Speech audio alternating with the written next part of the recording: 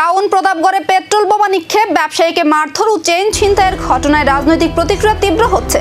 মঙ্গলবার ঘটনাস্থলে যান সিপিআইএম সদর মহকুমা সম্পাদক অমল চক্রবর্তী সহ দলের অন্যান্য নেতৃবৃন্দ।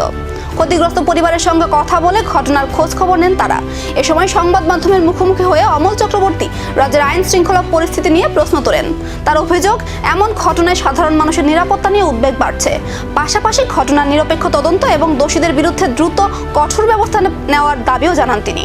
শহরের বনেদি ব্যবসায়ী তাদের বাড়িতে রাতের অন্ধকারে পেট্রোল বোমা ছুড়েছে এবং পেট্রোল বোমা ছোড়ার পর পুলিশে মামলা হয়েছে। মামলার পর 1 মাস অতিক্রান্ত, পুলিশ কোনো ইনকোয়ারিতে আসেনি। 1 মাস পরে যেদিন পুলিশ বাড়িতে ইনকোয়ারি এসছে, বাড়িতে পুলিশ ইনকোয়ারি করছে, এই সময় বাড়ির একজন কর্তা যখন বাড়িতে ঢুকছে পুলিশকে সাহায্য করার জন্য, তখন আবার সমাজদ্রোহীরা ওনার মুখে স্প্রে মেরে দিয়ে ওনার গলার হাড় নিয়ে গেছে। বাড়িতে পুলিশ, গেটের মধ্যে ডাকাতি। এই খুন রাজত্বে আছি আমরা বুঝতে পারছি না। তো এই খবর শুনে আমরা তাদের প্রতি সহানুভূতি জানানোর জন্য এসেছিলাম।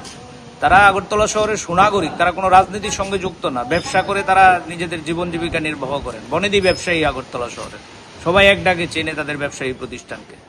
এই বাড়িতে তাদের কারোর সাথে শত্রুতাও নেই। এটা কি আইনের শাসন বলবেন? পুলিশ বাড়িতে, বাড়ির গেটে হার ছিনতাই হয়ে যায়।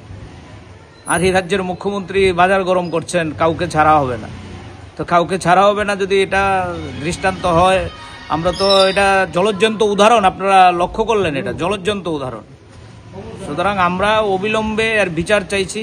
আমরা পুলিশের কাছে যাব, দ্বারস্থ হব, পুলিশকে আমরা বলবো এই ঘটনার অবিলম্বে তদন্ত করে দোষীদের গ্রেপ্তার করে দৃষ্টান্তমূলক শাস্তি দিতে।